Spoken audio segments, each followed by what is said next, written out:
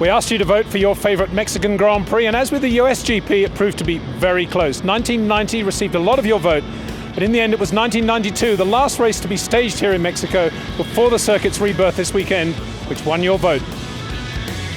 It was classic Nigel Mansell from beginning to end. Nigel and the technically exotic Williams-Renault FW14B backed up the whole way by the 1991 Mexican Grand Prix winner Ricardo Patrese in the other Williams. As with all great wins, however, not everything was straightforward behind the scenes. Nigel was obliged to switch to the spare car for qualifying, and several were the other dramas that took place up and down the grid. Ayrton Senna had a big accident when he rolled his McLaren at Peralta corner in 1991 and was in trouble over the Mexican bumps again during practice in 1992, escaping from this wreck with a sprained leg. On Saturday, his 30th birthday, Ayrton recovered well to qualify on the third row next to his McLaren teammate Gerhard Berger. The two Benettons of Michael Schumacher and Martin Brundle filled the second row, with the two Williams on the front row, Nigel adapting quickly to the spare Williams to take the pole.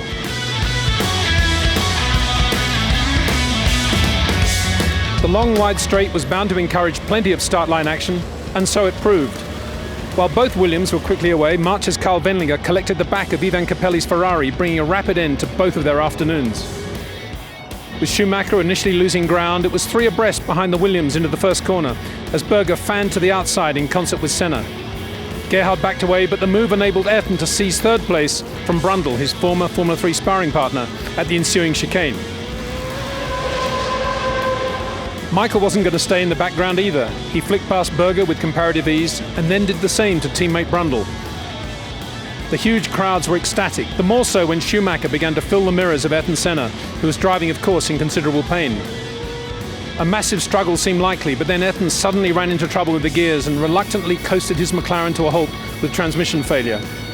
Typically, Ayrton then waited trackside to watch the action, to marvel again at the grip and balance of the active ride Williams. Still, the midfield action absorbed the fans. Brundle went into defense mode against Berger, closing the door, opening it again, recovering, and then finding himself some space. It was all to no avail, though, as the Benetton coasted to a halt as he tried to accelerate out of the S's. Gerhard, facing free road at last, set fastest lap as he endeavoured to close the gap to Schumacher. But time was running out. Nigel Mansell was heading for a dominant win, even if debris flicked up in the closing laps contrived to crack one of his mirrors. Of course, that was no problem for Red 5. Nigel had eyes only for the checkered flag. Patrese made it a Williams 1-2, and Schumacher was delighted at least to have beaten the McLarens.